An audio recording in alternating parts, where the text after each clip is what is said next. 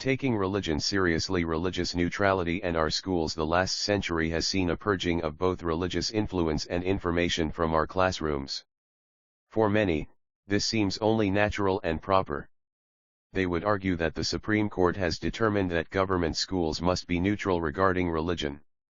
Since the landmark Everson v. Board of Education case in 1947, the law of the land has been that neither a state nor the federal government can set up a church. Neither can pass laws which aid one religion, aid all religions, or prefer one religion over another.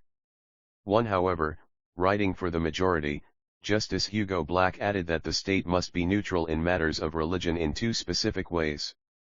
First, it must be neutral among the different religions, but it must also be neutral in how it treats religious belief and non-belief too. This question of neutrality is at the heart of my thoughts in this article. We are investigating whether or not our schools are taking religion seriously, at least seriously enough to be considered neutral in the sense of Supreme Court decisions.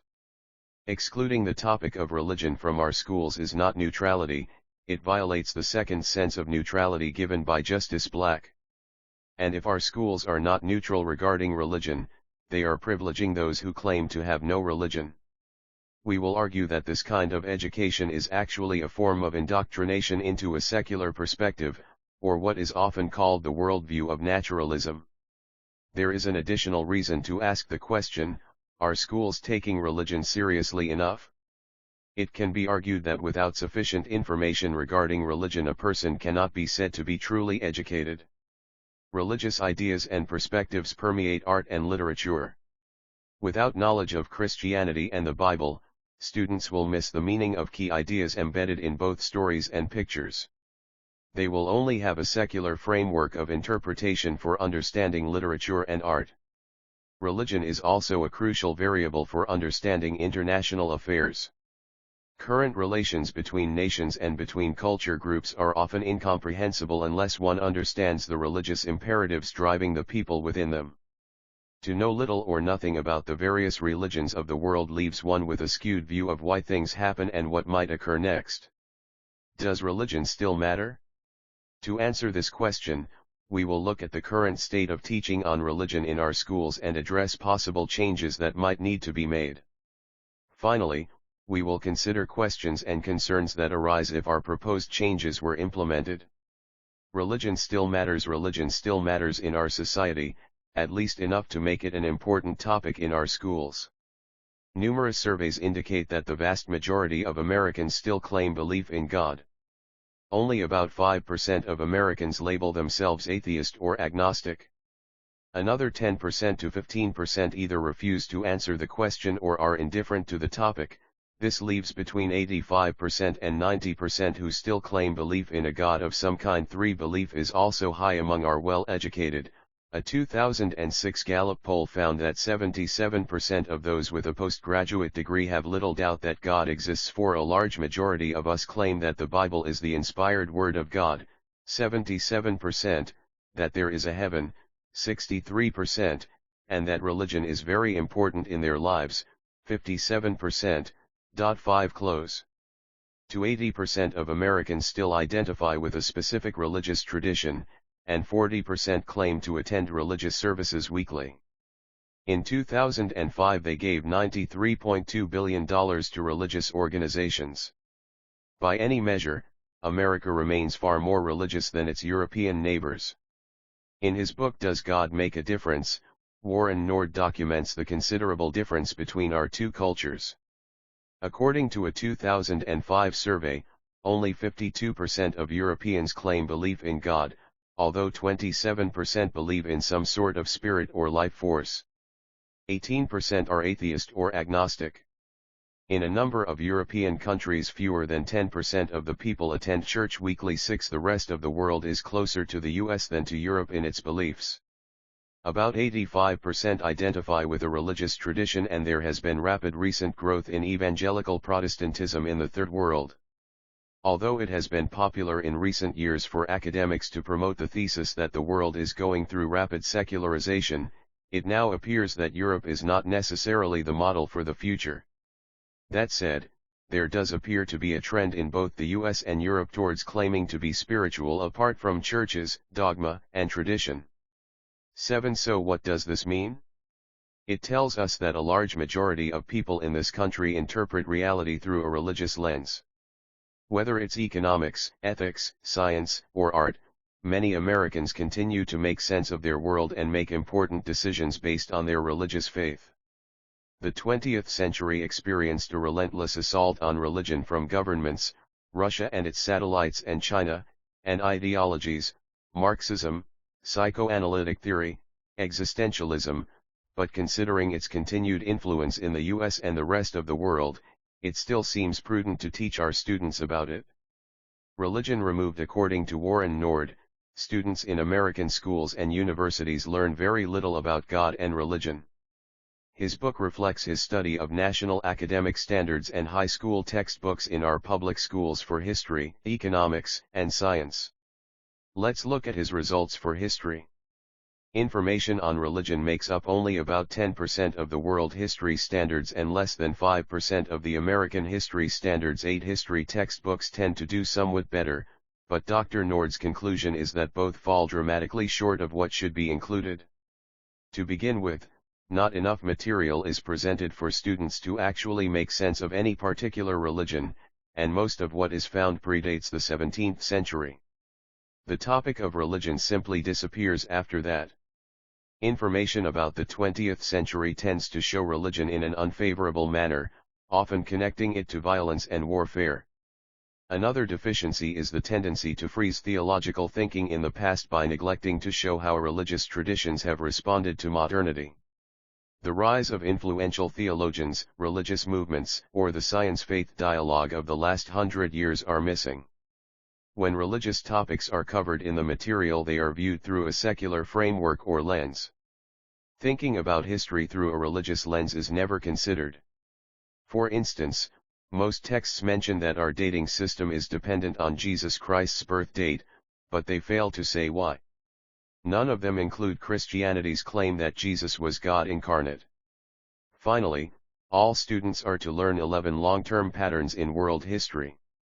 Not surprisingly, none of the patterns are religious ones. Unfortunately, the other academic fields fare even worse. For instance, the National Science Education Standards contains no discussion of the relationship of science and religion in its 262 pages. How about religion in our universities? Nord estimates that about 10% of undergraduates in public universities take a course in which religious ways of making sense of the world are taken seriously. 9. He goes on to write that for the great majority of American students in secondary schools and universities, less than 1% of the content of their education will deal with religion. 10. As a result, he concludes that they will not be taught that God doesn't exist, but they will inevitably learn to interpret whatever they study in secular categories. 11. He adds that textbooks, the official curriculum, and the governing purposes of public education have become almost completely secular. Real education. Dr. Nord, who taught philosophy of religion and education at the University of North Carolina Chapel Hill, makes his case with a completely secular argument. Let's start with his statement of the problem and then look at some of the specifics. Dr. Nord writes, public education leaves students religiously illiterate, it falls far short of religious neutrality, and it borders on secular indoctrination, if only unintended. He adds that schools and universities teach students to accept secular ways of making sense of the world as a matter of faith. 12. Nord comes to this conclusion as part of his discovery that we no longer provide students with what has traditionally been called a liberal education. The word liberal here is not used in a political sense but rather as a label for a set of generally agreed upon educational goals. He argues that an essential aspect of a liberal education requires that students be initiated into an ongoing discussion about how to make sense of the world, one in which religious voices must be included as live options. According to Dr. Nord, there are 4 critical dimensions to a liberal education. First, education must be broad rather than narrow or highly specialized. Too narrow of a focus tends to end up more like indoctrination than like an education. Students need to consider alternate ways of interpreting the world if they are to be able to think critically about the problems that face us. Next, in order to understand different cultures and traditions, students must have the opportunity to get inside them. In other words, they must hear arguments for a given position from people who actually believe them, not through a filter that merely reinforces our society's current biases. Another component of a liberal education is that it deals with things that really matter, issues that go to the core of one's worldview. It should consider questions like, what is ultimate reality, what is our nature as human beings, and how does one know right from wrong? Finally, all of this should be introduced to students in the form of a conversation about making sense of contending points of view. Our current form of instruction is mostly a series of narrowly focused monologues with little attempt to tie them together to other courses, much less other cultures and traditions. It removes much of the conflict inherent in the discussion. Nord argues that theology should be at the core of this conversation. The university should be a place where students are introduced to conflict, the most fundamental being moral and theological. Concerns and suggestions. Nord sums up his concern this way: education is now deeply biased against religion. Indeed, it is unconstitutional. 13. When it is suggested that we take steps to remediate this situation, a number of concerns come to mind. The poor preparation of most teachers to handle the subject is most apparent. Often teachers are unaware of both their freedoms to teach the subject as well as legal limitations regarding how that teaching is carried out. This can be overcome by proper training. Some have argued that religion is not intellectually respectable enough to warrant a place in the curriculum. Psychologist Steven Pinker argued against adding a faith and reason component to Harvard's curriculum, writing that religion is an American anachronism in an era in which the rest of the West is moving beyond it. 14. This kind of thinking reflects what is sometimes called the secularization thesis that has come under much criticism of late. In fact, a good argument can be made that religion is actually becoming more important in much of the world. Pinker and others argue that the need to understand religion has been replaced by the overwhelming need to think scientifically. In their view, the Enlightenment and modern science have settled the case against considering a religious perspective of reality. However, this is not totally accurate. As Nord writes, universities don't impose scientific standards of respectability on philosophy, ethics, politics, literature, or art. He adds, what must be avoided is granting modern science the authority to define what is reasonable and respectable across the curriculum. 15. So what can we do about the current bias against knowledge of religions in our schools? In his book Does God Make a Difference?, Warren Nord argues that every high school student and undergraduate should be required to take a year-long course in religious studies. Preferably, this would consist of one semester on the Bible and another on world religions. He would also require that all classes dealing with topics impacted by religious thought such as ethics, politics, philosophy, and art commit 5% of textbook space and class time to understanding the conflicts caused by different religious worldviews. Each perspective should be taught as a live option and represented by writings from people who actually believe in it.